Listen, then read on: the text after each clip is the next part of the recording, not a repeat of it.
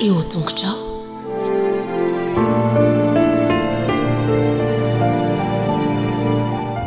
Miarabantsika tsirairay avindray tonga eto amin'ny famitinana ny lesona fahatelo ambin'ny folo isika amin'ity an'ity misaotra an'Andriamanitra manokana isika izay nanome antsika fahazavantsaina sy ny fahamarinana nandritra ny telo volana iny. Alohan'ny dirantsika ny famitinana ny lesona dia hivavaka isika. Rainay tsara indrizan-danitra mbola vempisaoranao zahay ny amin'ny teninao, misaotra ny amin'ny fitiavanao, misaotra ihany koa ny maheto ny rahalasy anam-pahavisana izay miaino izao fandaharana izao, misaotra ny fiasan'ny fanahinao masina amin'ny fiainanay. Andray ny teninao izay ankehitriny aokainao Tompo, mba hamboly zavatsoana amin'ny fiainanay ka hitombo fahazotoana amin'ny fanarahana anao anay zahay, amin'ny anaran'i Jesosy. Amen.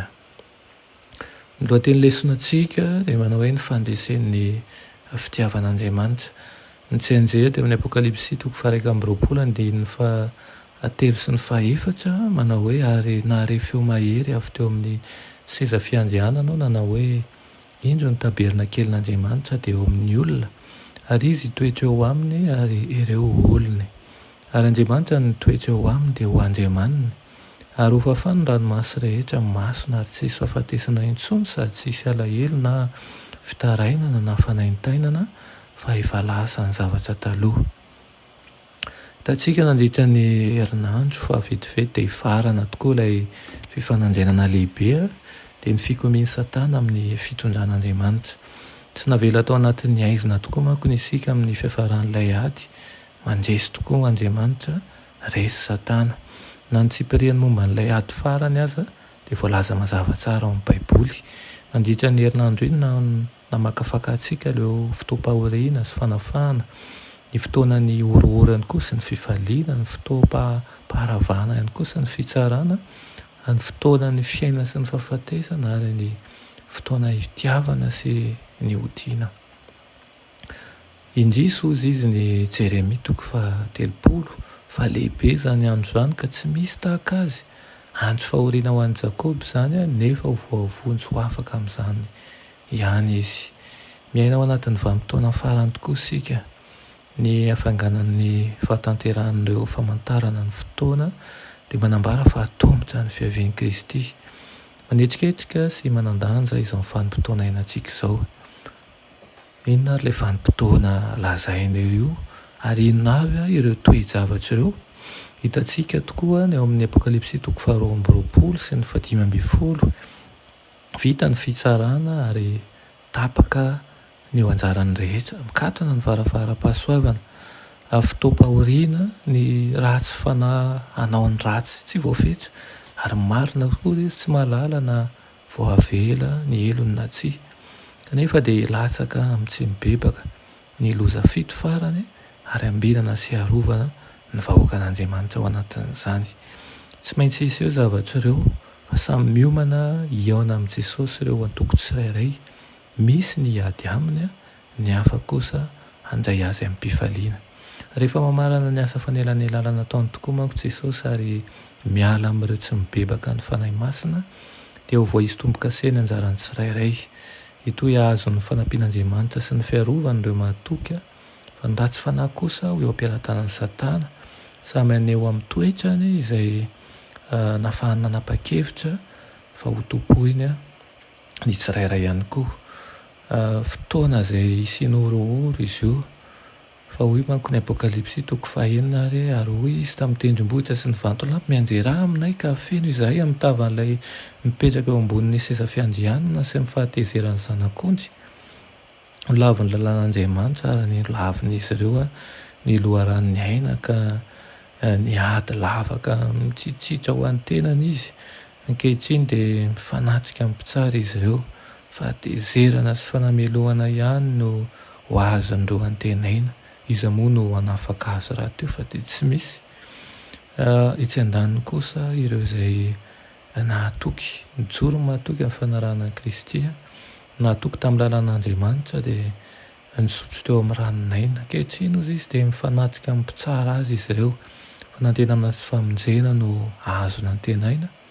Nahoana ny tsoim-pololotra fiderana izy ireo noho izany dia ho feno fifaliana no hita eny amin'ny tavany satria ilay nantenainy tokoa ny notonga. Amin'ny fiavian'i Jesosy dia hitsangana maty avokoa ny olona masina rehetra tsy izay, ary mivela izay mahatoky sady novana dia hiara-hiakatra amin'izy ireo any an-danitra miaraka amin'i Jesosy. Ho faty ao anatrehany Jesosy ny ratsy fanahy, tsy hisy andevina ny fatin'izy ireny, ka amin'ny farany dia tsy soritra ny fiainana intsony eto tany. Amin'izay fotoana izay dia voahidy eo amin'ny lavaka tsy hitanao no mandritra ny arivo-taona tokoa Satana sy ny anjeliny ka tsy afaka hamitaka nizaniza intsony. Ny lavaka tsy hitanoanoa ilay atao hoe abysosy no mamaritra tsara ny zava-misy eto tany amin'izany fotoana izany satria tsy misy olombelona intsony ao ary tsy misy ho afaka ho fitahan-demony. Fotoana izay saintsainan'ireo anjelim-pikomy izany izay voafatotry ny rojo teo anatrehan'ny zava-misy.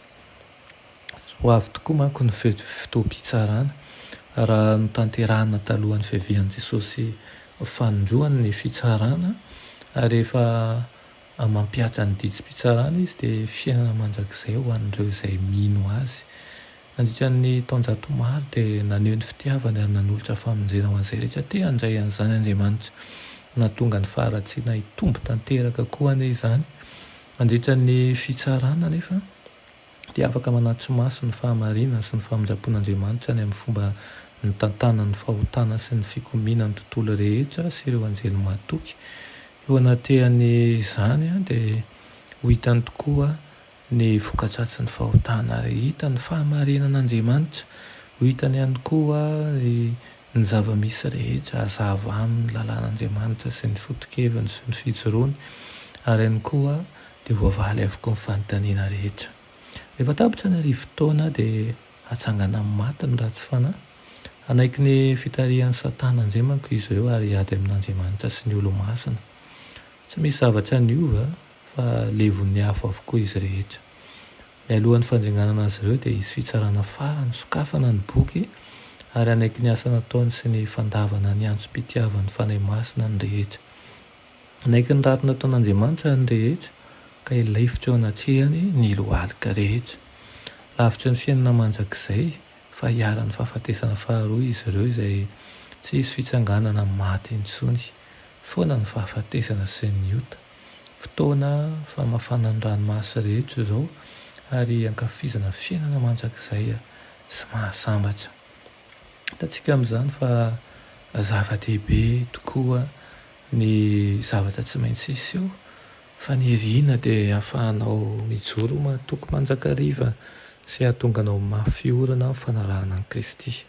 Ity ampamaranana dia ity lahatsoratra Madame White ity no ndeha hamaranantsika azy manao hoe mifarana hatreo ilay ady lehibe, tsy misy intsony ny fahotana sy ny mpanota, voadio tanteraka ny tontolo rehetra miara-mitempo fifaliana sy firindrana ny voary manontolo. Avy amin'ilay mpamorona an'izao rehetra izao no mikoriana ny aina sy ny fahazavana ary ny fifaliana manerana amin'ny fanjakana eny amin'ny habakabaka tsy misy fetra, hatramin'ny atomika bitika indrindra ka hatramin'izao tontolo izao lehibe indrindra. Ny zavatra rehetra na mananaina na tsy mananaina dia samy manambara amin'ny alalan'ny ankantony sy fifaliany safononoka fa Andriamanitra tokoa dia fitiavana. Amen. I Andriamanitra tsara indrindra mbola fifaliana ao anay hatrany mandray ny teninao, saotra izay mamboly faharetana ary ihany koa fanantenana ao anatinay, fa na dia ho rava aza izao tontolo izao sy izao fiainana izao, ianao kosa dia manatanteraka ny teny fikasanao aminay fa mboatra fitoerana ho anay ary haka anay indray ka handray anay any aminao. Tanterao izany araka ny haben'ny famindramponao aminay, anaran'i Jesosy. Amen. Mianatra eo an-tongotrao